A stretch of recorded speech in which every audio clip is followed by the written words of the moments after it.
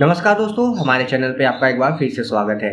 दोस्तों, आज धनतेरस है और हमारी तरफ से और हमारे चैनल की ओर से आप सबको धनतेरस की ढेर सारी बधाइयाँ।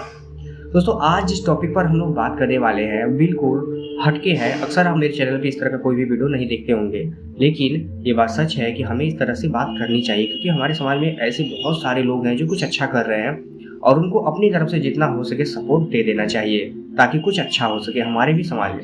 दोस्तों, हम विमल मंडल जी के बारे में जितना कुछ जानते हैं वो शायद कम है क्योंकि उनका जो काम था वो इससे भी कहीं ज़्यादा है। पर्सनली मैंने यूट्यूब पर जितनी भी वीडियोस देखी हैं उनके बारे में, मुझे ऐसा ही लगा कि ये एक बहुत ही अलग किस्म के इंसान है क्योंकि आज वो जिस समाज में रहते हैं उसमें भाई भाई से लेने की कोशिश करता है। कोई नेता हो तो वो समाज को लूटने की कोशिश करता है, मतलब कोई किसी और की भलाई करना तो चाहता ही नहीं है। ऐसे में अगर कोई इंसान अपने से ज़्यादा दूसरों के बारे में सोचता है और वो समाज से और प्रशासन से इतना परेशान हो कि दुख के मारे वो अपना हाथ काट ले, मतलब ये विश्वास करने लायक तो नहीं है और शब्द भी नहीं है कि इसको किस तरह से बयां किया जाए। लेकिन उन्होंने जो किया पर्सनली मुझे बहुत बुरा लगा कि नहीं करना चाहिए था।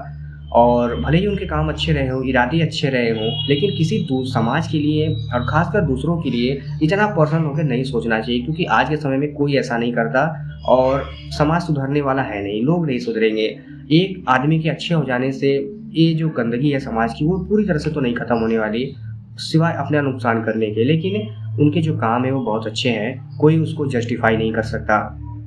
लेकिन दोस्तों, मैं धन्यवाद भी देना चाहूँगा ऐसे लोगों का जो यूट्यूब पर न्यूज़ चैनल्स चलाते हैं, जैसे मनीष कश्यप जी हों और भी बहुत सारे न्यूज़ चैनल्स थे। मैंने देखा उन्होंने भी टाइम टाइम पर जाके वहाँ पे ब्लॉगिंग की है और रिपोर्टिंग भी की है और मतलब उनकी वजह से बहुत सारे लोगों को इस तरह के महान लोगों के बारे में जानने का मौका मिला, वरना शायद इनका जो एफर्ट है, बलिदान है, वो कोई भी नहीं जान पाता और वो बिल्कुल ठंडे बस्ते में पड़ा होता और वो हो सकता है कि निराश होकर बिल्कुल हिम्मत हार जाते और कुछ समय बाद विमल मंडल जी इस तरह का कोई भी काम नहीं कर सकते।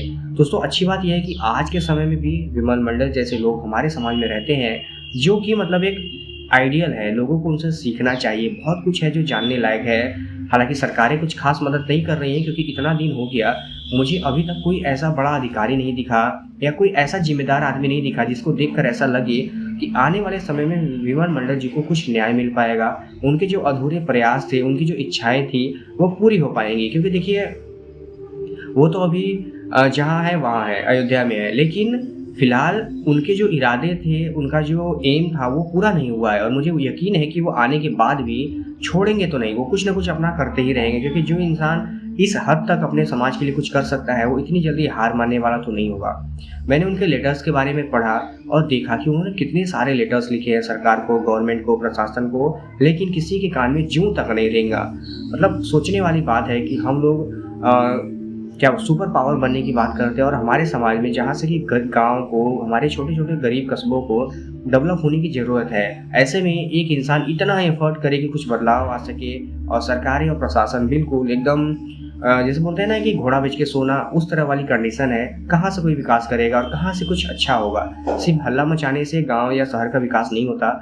हर किसी को अपनी ज़िम्मेदारी समझनी होती है, उसके लिए काम करना होता है। अगर एक इंसान कुछ अच्छा कर रहा है तो लोगों को थोड़ा मदद करना चाहिए। और सबसे बुरी बात मुझे एक चीज़ लगी कि टाइम तो बीत गया और न्यूज़ चैनल के लोगों ने काफ़ी मेहनत किया है, उनको भी धन्यवाद देते हैं ताकि लोगों को थोड़ा और अवेयरनेस आ सके। लेकिन मैंने अभी तक नहीं देखा कि कोई ऐसा ज़िम्मेदार आदमी, छोटे-मोटे पॉलिटिशियंस को छोड़कर कोई नहीं आया और जो आया भी उन्होंने भी ऐसी ही गोल-मटोल बातें की है ताकि उनको भविष्य में कुछ करने की ज़रूरत ना पड़े। बस अभी अपना पॉपुलैरिटी गेन कर ले और थोड़े दिन बाद जाके चुनाव लड़ लें, फिर जीत जाएँ। इनके नाम पे पब्लिसिटी कर रहे हैं, लेकिन उनकी बातों से ऐसा तो लग नहीं रहा कि उनके अंदर सच में वो आग है कि वो विमल मंडल जी के साथ खुलकर सपोर्ट में आएँ, क्योंकि सबको अपनी-अपनी राजनीति चमकानी है।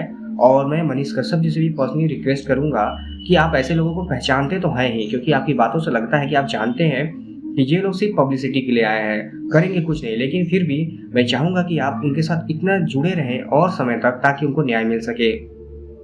और भी बहुत सारे न्यूज़ रिपोर्टर हैं जिन्होंने भी बहुत सारे अच्छे काम किए हैं, लेकिन इन नेताओं के भरोसे ज़्यादा रहने की ज़रूरत नहीं है। ये कभी नहीं करेंगे और इनको अगर करना ही होता काम तो ये कर चुके होते। किसी के हाथ और गले काटने का इंतज़ार ये नहीं करते।